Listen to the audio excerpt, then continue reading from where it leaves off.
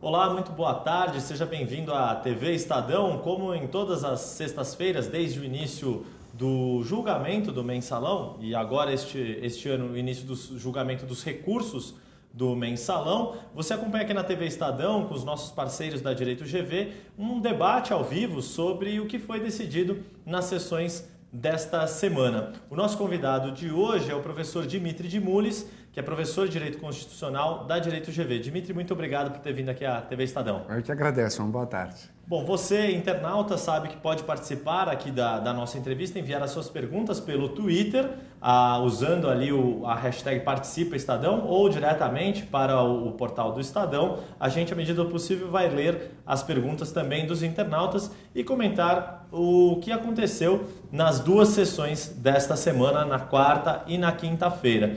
Bom, Dimitri, para começar, a gente recuperando uma história da outra semana, da semana retrasada, que foi aquela discussão áspera entre o presidente do Supremo, Joaquim Barbosa, e o ministro Ricardo Lewandowski, que havia sido revisor do processo durante o julgamento, e tiveram uma discussão muito áspera durante a análise dos recursos apresentados pelo ex-deputado Bispo Rodrigues, do antigo PL do Rio de Janeiro. Houve, enfim, a sessão da quinta-feira da semana passada terminou de uma forma muito brusca e com aquele mal-estar. A discussão continuou depois da sessão e os trabalhos da quarta-feira começaram com uma sessão, não sei se a gente pode dizer de lavação de roupa suja, mas enfim, os vários ministros do Supremo se manifestando em torno do que aconteceu. Queria uma análise sua, a princípio, Dimitri, sobre como o Supremo lidou com aquela divergência tão forte e o que acabou ditando o tom ali mais ameno das sessões ao longo da semana. Nós temos vários pontos de vista que podem ser analisados aqui. Um aspecto seria, que eu não sou o mais indicado para falar sobre isso, seria o ponto de vista psicológico de pessoas que, em uma sobrecarga de trabalho, em uma situação de exposição pública, acabam, de certa maneira, se alterando. Isso seria uma questão que não diz respeito nem ao processo, nem ao Supremo. Uma questão, talvez, para questão humana. psicólogos humanos, assim, aquela briga de trânsito, onde algumas pessoas são mais calmas.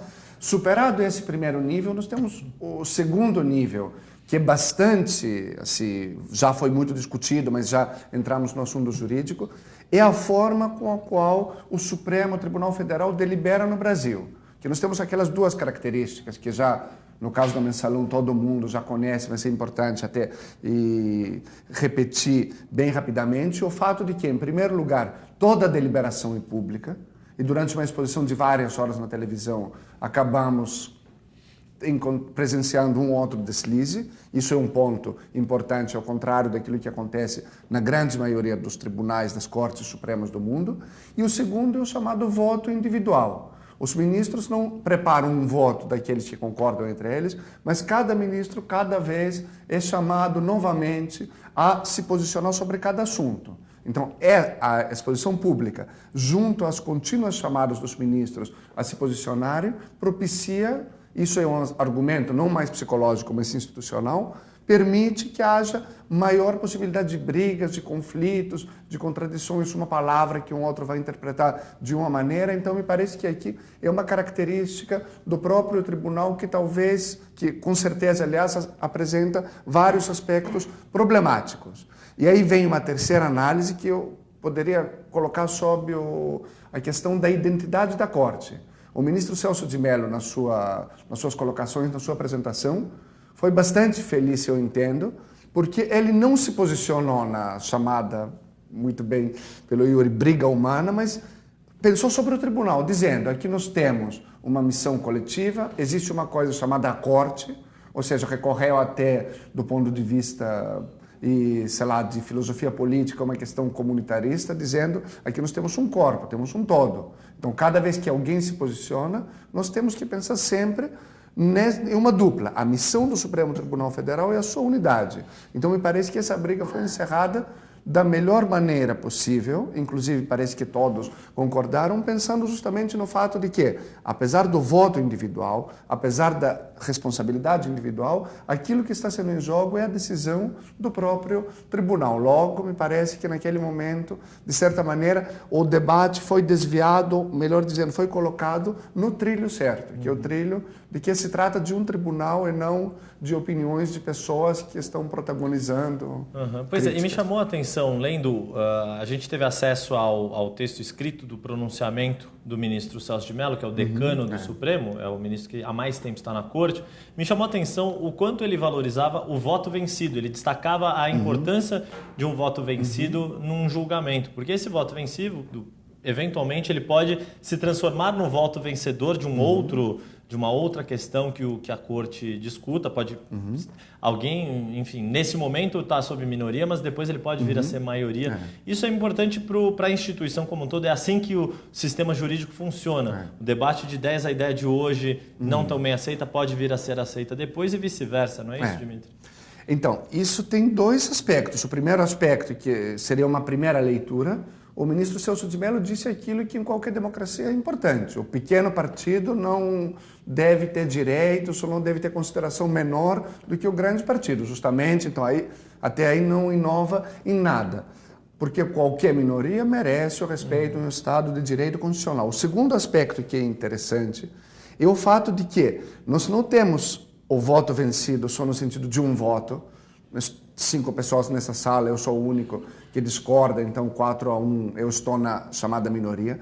Os votos todos do Supremo têm uma justificação, tem a chamada motivação ou fundamentação. Então, é aí que está justamente aquilo que eu estava dizendo, a importância. Não é 4-1, quem sabe amanhã 2 outros ministros vão reverter esse 4-1. Não é um pouco jogo de futebol com placar. É a questão da fundamentação. Que essa fundamentação de hoje vencida exatamente. Pode vir a ser então, não é que alguém vai dizer que o ministro Lewandowski, no caso X, estava certo. Vai dizer aquele argumento que dizia, por exemplo, de que a teoria do domínio do fato não se aplica, é uma teoria boa. Então, no judiciário, ao contrário daquilo que ocorre nos corpos políticos, não é só medir forças e ver quem vence, é a justificativa. E acho que todo mundo sempre lembra de que na Suprema Corte dos Estados Unidos houve votos lendários de minorias, no sentido da sua fundamentação, que depois a própria Corte disse, o juiz Brandeis, o juiz Holmes e outros estavam certos. Então, nós temos sempre no judiciário essa ideia. O voto deixa digamos assim, tem uma duração no tempo porque a sua fundamentação é importante para os juristas, para os advogados e para futuras deliberações. Pois é, no fim das contas, para o estudo do direito, tanto o voto vencedor quanto o voto vencido, as argumentações são objeto de estudo e levam à evolução da ciência jurídica. Bom, falando então de mérito agora, vamos tratar do mérito que motivou essa discussão entre Joaquim Barbosa e Ricardo Lewandowski, que era o recurso do ex-deputado Bispo Carlos Rodrigues. Ele alegava que ele queria ter direito a uma pena mais branda, alegando que o crime pelo qual ele foi condenado pelo próprio Supremo teria ocorrido antes de uma mudança na legislação, a mudança de uma lei que tornou mais duras as penas pelo crime de corrupção. Ele queria ser punido pela regra antiga, mais leve. O Supremo decidiu que manteria e manteve a regra mais dura, a nova lei. Queria uma interpretação sua dessa questão, uma análise sua, Dimitri, sobre a decisão que o Supremo tomou em relação ao analisar os crimes de corrupção. Então, nessa etapa, como você estava dizendo na sua introdução no começo, dos chamados embargos declaratórios, me parece que todo mundo já sabe disso, mas também é importante termos a clareza. Aquilo que se discute não é se uma opinião estava certa ou equivocada. O objeto desse recurso é muito limitado. A própria palavra declarar seria o quê? Explicar, corrigir algum pequeno erro. Então, aquilo que foi dito, e o ministro Barroso me parece que foi exemplar nesses dias de processo, o ministro Barroso sempre começava dizendo, eu não estava no primeiro julgamento, não lembro se no Bispo Rodrigues ele disse isso, mas repetiu várias vezes, eu não estava presente. Se eu estivesse presente, talvez ou provavelmente votaria de maneira diferente, mas agora nós não estamos reabrindo nem a questão das provas, se ele estava, não estava, recebeu ou não recebeu dinheiro, nem a questão da interpretação do direito. é certo aplicar o crime, a lei número 1, a lei número 2, a posterior ou a anterior. Se trata simplesmente de ver se na nossa interpretação houve algum erro. Por exemplo, para dar dois exemplos, se algum ministro percebesse de que o fato não foi cometido no dia 5 de março, mas no dia 5 de fevereiro, sob a vigência da antiga lei, e um advogado mostrasse isso, o ministro deveria corrigir. Não porque a compreensão dele do direito, dos fatos, era diferente. Foi um erro. E nós vimos isso até na sessão de ontem, dando um pulo no tempo, se me permite. Essa questão, o próprio relator ministro Joaquim Barbosa corrigiu várias penas. Não era 3 anos, era 4. Nesse ponto eu me equivoquei, eu esqueci isso. Tem uma contradição interna. Então, nós temos, ou seja, não é que mais podemos escrever artigos, repensar em várias opiniões. Me parece que o Supremo, nesse caso, foi muito rigoroso, quis dar um exemplo de um rigor penal, do chamado eficientismo, mas nesse processo, para os termos desse processo, isso inclusive gera um consenso entre os ministros, o objeto é muito limitado, então qualquer discussão nesse sentido, eu não recebi dinheiro, eu não deveria ser julgado pela lei mais grave, não tem lugar para ser decidido. Então, é uma questão, como disse um jurista, superada. Pois é, e aí o Bispo Rodrigues teve a sua pena mantida, a pena que ele havia sido condenado, e isso ocorreu também com o ex-tesoureiro do PT, Delúbio Soares, que também ontem, já na sessão de quinta-feira, teve o seu recurso rejeitado, Dimitri. E também aconteceu com o Delúbio Soares essa tentativa também de redução da pena, também com base nessa discussão de quando ocorreu o crime e de qual lei aplicar, né? A decisão que o Supremo tomou foi semelhante nesse sentido ao que foi tomado com o Bispo Rodrigues, quer dizer, não cabe nesse momento o recurso para se mudar como a lei for interpretada no momento da condenação, então, né? O elemento mais, talvez, importante dessa etapa do julgamento dos embargos de declaração, observando o Supremo, é praticamente quase unanimidade. Teve um ou outro momento de pequena divergência, aquelas discussões que você lembrou no começo da nossa conversa, mas os ministros concordam. Esse milagre, aqueles que nós vimos na primeira fase, um tribunal bastante rachado, com opiniões claras, contrapostas. Nessa fase, como o objeto é muito limitado, praticamente na grande maioria nos recursos já julgados, aqueles que vão ser julgados, a argumentação será a mesma. Nós não estamos, porque do ponto de vista, agora vamos novamente pensar no ponto de vista humano, o advogado que vai recorrer, claro que vai incluir no seu recurso vários argumentos. O meu cliente é inocente, o tribunal não possui competência, o processo deveria ser desmembrado, questões genéricas. Os ministros, por isso eles concordam agora, eles afastam todas essas questões, dizendo sobre isso, bem ou mal, decidimos. Logo, me parece que há uma repetição, até na sessão de ontem, na GV, tinha uma sensação de um certo cansaço, daquela ideia repetitiva. E isso é justamente devido à fase que nós estamos presenciando. Então, vários argumentos, como estava dizendo, de mérito, de fundo, não vão ser considerados, esperando a próxima fase, talvez, de outros embargos, onde a discussão vai ser mais substancial. Pois é, dando esse retrospecto de como têm sido as decisões do Supremo ao analisar os recursos que são os chamados embargos de declaração ou embargos declaratórios, começam a surgir notícias ali já com um viés mais político de que os outros réus condenados que ainda não tiveram seus recursos analisados estão perdendo as esperanças, estão mais desanimados, as analogias, a argumentação que um réu teve analisada primeiro seria a mesma que, por exemplo, o ex-ministro da Casa Civil, José Dirceu, pretende apresentar, já apresentou, na verdade, vai ter analisada pelo Supremo. Então, nessa medida, nesse momento, nessa fase do julgamento, com os embargos de declaração, as chances dos réus ali, dos condenados, de mudarem significativamente suas penas está praticamente esgotada. É isso, Dimitri? Então, é exatamente isso. Nos dois, pensando do ponto de vista do advogado que formulou esse recurso, até teve aquela discussão que os advogados pediram um prazo maior, inclusive o próprio Supremo deu. Porque quando o advogado, nos embargos declaratórios, vai apresentar, como estávamos dizendo, aqueles argumentos de princípio, de fundo, ele praticamente não vai ser ouvido. E daí a famosa unanimidade do Supremo nessa fase, concordando ou discordando no mérito. O próprio ministro Lewandowski que além de revisor é vice-presidente do STF, então essa briga foi uma briga de cúpula, inclusive. Então, o próprio ministro Lewandowski acompanha praticamente sempre o relator, porque o ministro Joaquim Barbosa, porque entende de que não se pode, tem que manter essa uniformidade. Essa é a tônica desse julgamento. Então, para os próximos,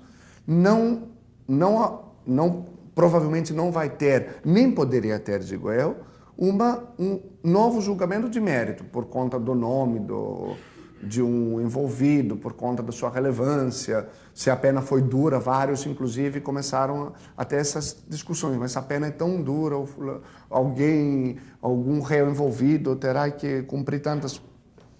Nessa fase não pode ser decidido. Então, dá essa sensação de repetição, é previsível para advogados e réus de que nós vamos ter mais ou menos uma uniformidade, mas isso é o outro lado, também devemos pensar no lado de que o que o Supremo mostra nessa fase? De que aquela acusação muito comum de que ele é um tribunal político, evidentemente tem aspectos políticos, está sendo exposto a uma pressão política, em alguns momentos a clareza do direito e a própria estrutura processual faz com que todo mundo concorde. Aqui, novamente, temos exemplos em várias cortes do mundo. Quer dizer, há um momento para o ministro indicar a sua compreensão do direito penal em geral, que era a primeira fase do julgamento, da avaliação das provas, agora é uma fase onde a unanimidade vai ter a tendência de prevalecer, porque o julgamento é muito mais técnico. Está afunilando o próprio sistema processual, está afunilando as possibilidades de dar um maior subjetivismo aos ministros. Uhum. E aí, voltando às sessões de ontem e de quarta-feira, a gente teve 2 réus que acabaram sendo beneficiados. O Ramon Rollerbach, ele teve a sua pena corrigida, na verdade, porque a decisão já havia sido para uma pena menor e na hora da publicação acabou tendo essa divergência de tempo. E o outro réu, que foi o Enivaldo Quadrado, que acabou tendo a sua pena convertida em uma pena alternativa. O Enivaldo Quadrado foi o único condenado que teve parcialmente aceitos os seus embargos de declaração, não é isso, Dimitri? O Supremo pode aceitar um embargo parcialmente, pode tomar esse tipo de decisão. E eu queria que uma análise tua sobre a decisão por uma pena alternativa para Enivaldo Quadrado e esse esclarecimento técnico do que aconteceu com o Ramon Rollerbach. Então, é importante, os embargos declaratórios, a função deles, a mais simples, é corrigir algum erro, como foi nesse caso. 3 anos ou 4 anos. Aí em um dos casos, não lembro, em um dos momentos em que foram aceitos os embargos, o próprio ministro Joaquim Barbosa disse: temos escrito com letras 3 e com número 4, ou vice-versa. Então, essa é a primeira função, corrigir um erro. Parece pequeno. É quase uma revisão ortográfica, uma revisão de texto ali. Uma correção. Então, o texto houve um descompasso em 3 e 4, o cálculo, a adição de penas foi equivocada. Isso parece, é a função, digamos, mais simples. Mas é muito importante do ponto de vista do réu.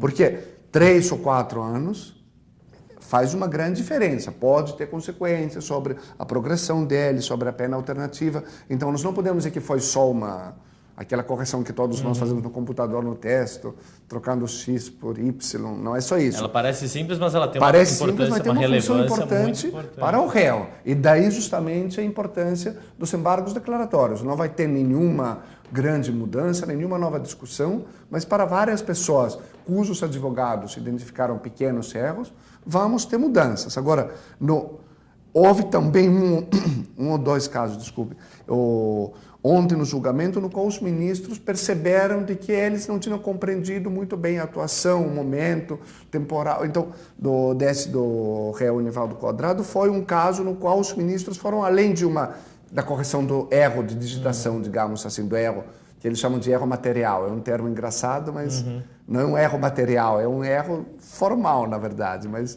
dizem que foi um erro. Então, além dos pequenos erros, os ministros têm a possibilidade de corrigir alguma falsa compreensão. E até o ministro Lewandowski, um dos casos foi voto vencido, dizendo, olha, eu acho que deve ser aplicada a lei mais branda. Então, nós podemos sempre ter ou pequenas correções formais ou correções um pouco maiores de alguma falsa compreensão. Por exemplo, se é aquele réu, mas nunca vamos sair disso. Então, os embargos foram parcialmente aceitos, porque os pontos nos quais os ministros estão dispostos a discutir são muito poucos. Então, mas repito, podemos fazer uma contabilidade geral dizer de que nessas 2 semanas de julgamento pouquíssima coisa mudou. Em termos de réus envolvidos, em termos de crimes que receberam penas, a mudança não fiz essa conta, mas é para pouquíssimos réus, e para 2 até agora, se não me engano, salvo engano, e por 2 ou 3 crimes. Mas isso também tem a sua importância, conforme estava dizendo. E tem uma importância também institucional nesse sentido de mostrar que o Supremo está fazendo um julgamento também técnico, quer dizer, está fazendo um julgamento técnico, sempre fez, usando os argumentos da técnica do exercício do direito e mostrando para que servem esse tipo de recurso, os embargos declaratórios. Tem essa relevância institucional também para o Supremo, não? Perfeitamente. E dá inclusive uma lição, aquela ideia que estávamos comentando no começo, da deliberação pública, da sessão totalmente aberta ao improviso, ao vivo, como os ministros do Supremo, com muita simplicidade e muita tranquilidade, estão dizendo, nós erramos. Naquele ponto foi um equívoco. Eu, disse o ministro Lewandowski várias vezes, eu me enganei nesse ponto. Então, é até uma lição em termos de democracia e daquela ideia de aperfeiçoar sempre as decisões. O ministro não teria aquela vaidade, digamos, ou aquela visão de um prestígio antiguado da instituição, olha, eu não aceito discussão. É justamente um exercício muito interessante. Até, caso eu fosse professor de um colégio, eu ia convidar os meus alunos a dizer, olha, não só vocês erram quando eu corrijo a prova, não só eu erro, mas os próprios ministros estão dando esse exemplo. Uma autoridade da grandeza de um ministro. Então, com muita tranquilidade, está dizendo, eu me enganei. É até um exemplo para alguns políticos que parece que estão sempre certos. Esse era um exemplo que deveria ser bastante seguido, sem dúvida alguma. E aproveitando, Dimitri, voltar um pouco na questão do... A gente falou, você citou o próprio ministro Luiz Roberto Barroso, ele já havia estreado na semana passada, desde a primeira sessão de julgamento dos recursos do Mensalão, e o outro ministro que não havia começado o julgamento do Mensalão, que é o ministro Teori Zavascki, que foi indicado depois do início já do julgamento do Mensalão, ele estreou nesta semana passada, a gente relembra, o ministro estava uma semana afastado do Supremo por motivo pessoal de luto, ele ficou viúvo, perdeu a mulher dele e voltou a participar das sessões do Supremo na quarta-feira, participou na quarta e na quinta-feira. Queria uma análise sua da participação do ministro Teori Zavascki nessas 2 sessões. Então, os 2 ministros tiveram, em primeiro lugar, a participação naquele caso do deputado Nathan Donadon. Para contextualizar o nosso espectador, Nathan Donadon é um deputado que era do PMDB de Rondônia e depois foi expulso do partido. Ele havia sido condenado em 2010 pelo próprio Supremo por crimes cometidos quando ainda não era deputado federal, mas tinha direito ao foro privilegiado. Só que a decisão, a ordem de prisão, a execução da pena propriamente dita, que ele foi condenado, só foi dada em 2013. Aí, a partir do momento que ele foi preso, com participação aí, o Supremo mandou prendê-lo e aí sim, hoje o deputado está preso e a Câmara discute a sua cassação de mandato. Então, justamente os 2 novos ministros, os mais recentemente nomeados, participaram nesse julgamento e aí eles, algo que foi noticiado amplamente no Estadão, nós escrevemos textos, vocês fizeram uma cobertura muito boa nesse ponto relevante. Os 2 novos ministros fizeram com que mudasse a opinião da maioria do tribunal sobre a forma da perda de mandato. Na decisão do Mensalão em dezembro, a maioria do tribunal tinha decidido que após a condenação em pena criminal, o deputado perde automaticamente o mandato. No caso Nathan, que provavelmente vai voltar também no caso do Mensalão, os novos ministros mudaram a maioria, dizendo justamente, nós condenamos a pena de prisão, mas depois a Câmara vai fazer uma votação. Ou seja, esses 2 novos ministros tinham dado já uma espécie de um exemplo da sua participação muito corajosa, não seguindo a maioria do Supremo em um caso de grande relevância, um caso que diz respeito à própria separação de poderes, a relação entre os 2 poderes. Então, seguindo o Mensalão faz, digamos assim, em termos de participação pública, o segundo momento no qual os 2 novos ministros participaram. E aí o ministro Zavascki deu na sessão de ontem, tocou em um assunto que, de certa maneira, não é muito costumeiro no Supremo Tribunal Federal, que foi a questão da execução de algumas penas. O que acontece para os espectadores que não vivem o dia todo em Brasília acompanhando a STF? O que acontece? O Supremo Tribunal Federal é um tribunal que julga quase sempre recursos. Então, quando ele julga, o processo volta para aquele juiz de primeira instância, o Tribunal de Justiça, para fazer a execução. Então, o Supremo é um tribunal que decide questões quase que exclusivamente de direito. Ou nas ações sobre o controle de constitucionalidade, anula uma lei. Ou seja, quase sempre no Supremo não temos execução da decisão. O Supremo não deve ordenar a prisão de alguém, a perda do patrimônio, o confisco, nenhuma dessas medidas. Nesses casos das ações penais, é dos pouquíssimos casos, aí o ministro Zavascki foi muito feliz em apontar esse ponto, depois o ministro Celso de Mello voltou a tocar nesse assunto, que é uma questão da execução da pena. Eles estão, nesse caso, sozinhos. Não vão pedir que o juiz da primeira instância execute. Então, o ministro Zavascki, dentro dessa tecnicidade que você comentava antes, sem entrar em assuntos amplos, colocou uma questão concreta. Tudo bem, a pena de prisão, a execução é mais tranquila em termos de polícia judiciária. E a pena de ter que devolver ao Estado certos recursos ou penas de multa, como vão ser cobradas? Então, o Supremo, me parece que o ministro Zavascki, que já tem uma ampla experiência, foi ministro do Superior Tribunal de Justiça, tudo isso, tocou nesse assunto, dando mais uma pincelada na nossa tecnicidade. Essa fase não é fase de voos políticos ou de política criminal, é uma fase na qual o Supremo define, além da sua identidade, que foi debatida no caso do ministro Celso de Mello, naquela intervenção, define questões muito concretas. Até só fazer um esclarecimento, Dimitri, a gente acabou conversando aqui sobre essa questão do Supremo e do Congresso. Na verdade, a decisão, e aí eu me adiantei falando sobre Nathan Donadon, que foi uma ordem de prisão para um deputado já condenado pelo Supremo. A interpretação em que Teori Zavascki e Luiz Roberto Barroso disseram que cabe ao Congresso determinar a perda de mandato, ao contrário do que o Supremo havia decidido no julgamento do mensalão em relação a 4 deputados que foram condenados nesse processo, foi, na verdade, na história do senador Ivo Cassol. O senador Ivo Cassol é que teve o julgamento do seu processo, o julgamento do mérito, e aí, nesse momento, acabou tendo a decisão do Supremo de que cabe ao Congresso deliberar sobre a perda de mandato e o Congresso, por sua vez, decidiu que vai fazer isso quando se esgotarem os recursos a que tem direito o senador Ivo Cassol. Ou seja, ele foi condenado neste momento, ele ainda tem direito a, por exemplo, os embargos de declaração, da mesma forma que os réus do mensalão. Então, só a partir desse momento, confirmada a sentença do Supremo, é que o Congresso Nacional tomaria as providências aí para a cassação do senador Ivo Cassol, que é do PP. Para a gente não pode deixar de falar de como terminou a sessão de ontem. E daí dá uma sensação engraçada que nas 2 quintas-feiras em que o Supremo está julgando o recurso do mensalão, parece a seguir cenas do próximo capítulo. Desta vez, pelo menos, não foi com uma grande briga como na quinta-feira da semana passada, durante a discussão do recurso do Bispo Rodrigues.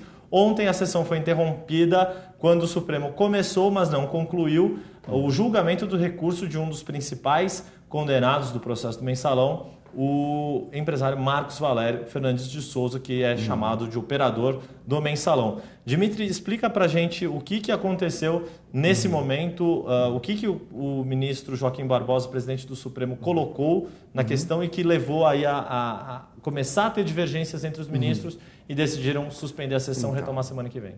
E que a suspensão foi mais tranquila nessa quinta-feira porque foi questão de tempo, foi questão de cansaço. Já era, não lembro, mas tinha passado de 6h30, era quase 7 horas. Perto das 7 da noite. Então, como começa 2h30, ela parou não porque houve necessidade de rever um assunto, porque eles simplesmente estavam cansados, não avançam muito mais do que nesse horário. Então, foi um fim, digamos, por fim do segundo tempo da prorrogação. Além disso, agora nós temos uma questão fundamental, que os próprios ministros deixaram muito claro para quem acompanhou essa sessão. Quando você tem um processo, qualquer julgado, o recurso costuma ser um recurso das duas partes. As duas partes, porque na maioria dos casos o juiz dá um pouco de razão a uma parte, um pouco a outra. costumamos ter recursos dos dois lados.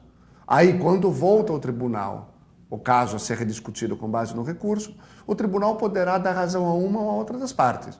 Uma das peculiaridades, nesse caso do mensalão, é o fato de que o Ministério Público Federal, que tinha a responsabilidade da parte, digamos assim, de acusação, não apresentou nenhum recurso. Consequência jurídica do processo, que sempre acontece. Se só uma parte, os réus recorreram, qual poderá ser o possível resultado de todos esses recursos? Ou diminuição de alguma pena, absolvição de algum réu, ou seja, melhorar a situação dele, ou confirmação da decisão. E isso é que os juristas que gostam muito de latim, daquela pompa toda, dizem a reformatio in pejos. Quer dizer, reformar a decisão às custas contra o interesse do réu. Isso não pode recorrer. É uma questão de lógica da pessoa, é uma questão também prevista nos códigos e nas tradições processuais. Então, se o réu Marcos Valério recorreu, o único resultado seria ou ter a mesma pena de multa ou ter uma pena menor. Só então, se o acusação se alguém recorresse dizendo que vocês não decidiram, houve algum problema, poderíamos ter um aumento. Nesse caso, então, o processo, assim, simplificando um pouco, é unilateral.